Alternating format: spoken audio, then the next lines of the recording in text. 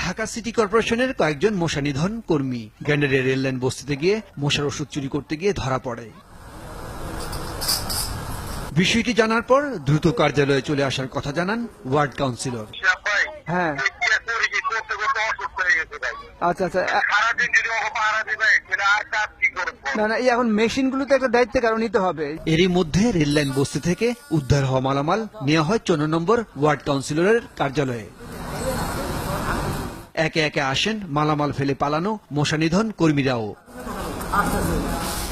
Machine ওষুধ ফেলে পালিয়ে যাওয়া ঠিক হয়নি বলে স্বীকারও করেন। মেশিন আপনার পালনটা ঠিক নাই। ভবিষ্যতে এমন অনৈতিক কাজ করবেন না বলে প্রতিশ্রুতিও দেন। ভবিষ্যতে এসব কাজ আর করব না। তবে এদের একজন বিষয়টি বেমালুম অস্বীকার করেন। বোতলটা আমরা কিনি এই 5টা বোতল এখানে করতে গেছে, বোতলে হ্যাগোটা থাকে যে আমি থইছি মানে বোতল থাকে ভাঙ্গারি দোকান। তবে গোপনে ধারণ করা এমন ভিডিও সহ অন্যান্য প্রমাণ দেখে আবার ভিন্ন রূপ ধরতেও বাঁধে না।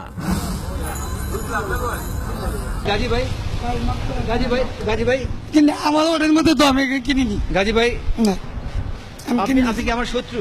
না বলেন শত্রু? না। এরই মধ্যে আসেন কাউন্সিলর। পুরো ঘটনা শুনে অগ্নিমূর্তি ধারণ করে কৈফিয়ত চান।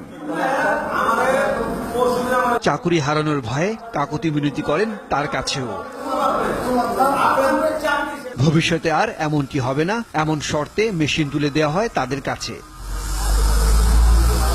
51 নম্বর ওয়ার্ডের মশা নিধন কর্মী 54 নম্বর ওয়ার্ডে গিয়ে এমন দুর্নীতির সঙ্গে যুক্ত হওয়ায় ক্ষুব্ধ প্রতিক্রিয়া জানান ওয়ার্ড কাউন্সিলর। 54 নম্বর ওয়ার্ডের কাউন্সিলর আমার রিংসে ভাই, আপনার এলাকার কিছু ওষুধ যারা দেয় সেই লোকেরা বস্তিতে নিয়ে ওষুধ বিক্রি করে। এই জন্য বললাম আমরা বেড়া দিছি ক্ষেত পাহারার জন্য, আর ওই ক্ষেতেই যদি বেড়া ভেঙে খায় তাহলে হ্যাঁ উন্নয়ন হতে পারে না, ফসল হবে না।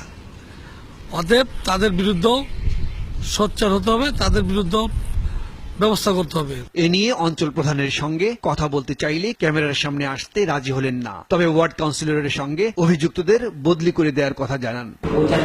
এই দুজন ছাড়াও নিজস্ব ব্যবস্থাপনা কাউন্সিলের মহলের অভিযোগ ছিল। তবে কর্মকর্তারা আসলেই দুর্নীতিমুক্ত সিটি কর্পোরেশন চান নাকি বিষয়টি কেবলই আইওয়াশ, ভবিষ্যতেই তা বলে দিবে।